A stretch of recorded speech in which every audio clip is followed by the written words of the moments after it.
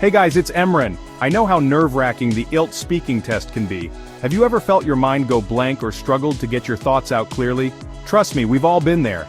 But what if I told you that you could totally rock the IELTS speaking test by mastering just two things, fluency and coherence? In this video, we're going to break down exactly what those are, why they're super important for your score, and I'm going to share some simple but powerful techniques you can use to boost your fluency and coherence starting today. Ready to speak with confidence? Let's dive in. Now, you might be thinking, fluency and coherence, Emran? What's the big deal? Well, my friends, these two elements are absolutely crucial for a high score on your IELTS speaking test. They're like the secret sauce to sounding natural, confident, and easy to understand. Think about it. When you listen to someone speak, do you prefer someone who's constantly pausing, searching for words, and jumping from one idea to another in a haphazard way? Or do you prefer someone who speaks smoothly, connects their ideas logically, and just sounds like they know what they're talking about? Exactly. Fluency and coherence demonstrate your ability to communicate effectively in English. They show the examiner that you can express your thoughts and ideas in a clear, organized, and understandable way. Okay, so we've talked about why fluency and coherence are important, but what do they actually sound like in practice? Let's dive into some examples to illustrate the difference between disjointed speech and fluent, coherent speech. Let's imagine the IELTS examiner asks you to describe your favorite hobby. Disjointed speech example. My favorite hobby? Well, I think reading is good. I like sometimes stories, especially about history. Yeah, history is interesting. I learn a lot. I also like to, discuss books with my friends, sometimes. Did you notice all those hesitations, repetitions, and the lack of clear connections between ideas? It's a bit like a bumpy road, isn't it? Now let's imagine you're answering the same question but with fluency and coherence. Fluent speech example. My favorite hobby is definitely reading, particularly historical fiction.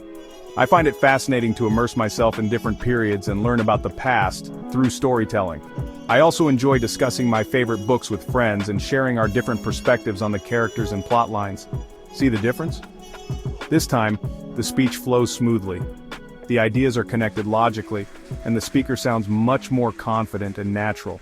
So, how can you make your speech sound more like the second example and less like the first? That's exactly what we're going to cover in the next chapter. Stay tuned. Chapter 3. Tips to organize your thoughts and speak fluently. Alright, let's get practical. I'm going to share 3 powerful tips that will help you organize your thoughts and speak more fluently during your IELTS speaking test. Tip number 1. Stick to simple structures. One of the best ways to improve your coherence is to organize your thoughts into clear, logical structures. And the good news is, you don't need to overcomplicate things.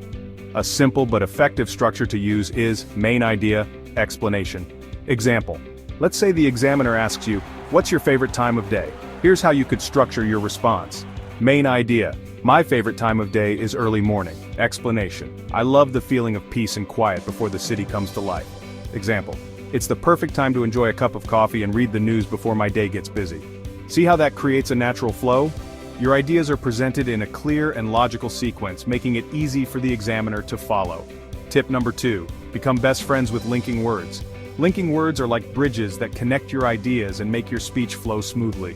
They help you to signal transitions, add emphasis, and create a sense of coherence. Here are a few examples of linking words and phrases you can use to sequence your ideas. Firstly, secondly, finally, additionally, moreover.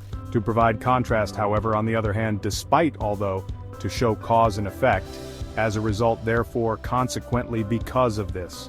To give examples, for example, such as, namely, by consciously incorporating these linking words into your speech, you'll instantly make your responses sound more fluent, organized, and sophisticated. Tip number 3, think in English. This tip might sound obvious, but trust me, it's a game changer. One of the biggest reasons people hesitate or sound disjointed when speaking English is that they're translating in their heads. They think of an idea in their native language, translate it into English, and then try to speak it out loud. This process takes time and disrupts the flow of your speech. So, how do you break this habit? Well, it's all about training your brain to think directly in English. And the best way to do that is through practice. Try incorporating more English into your daily life. Narrate your daily activities in English, think about what you're doing in English, and even try to dream in English. It might feel strange at first, but the more you do it, the more natural it will become. So there you have it.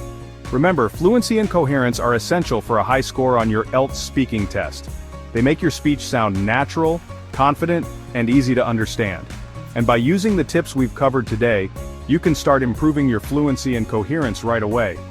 Practice those simple structures, make linking words your new best friends, and start thinking in English as much as possible.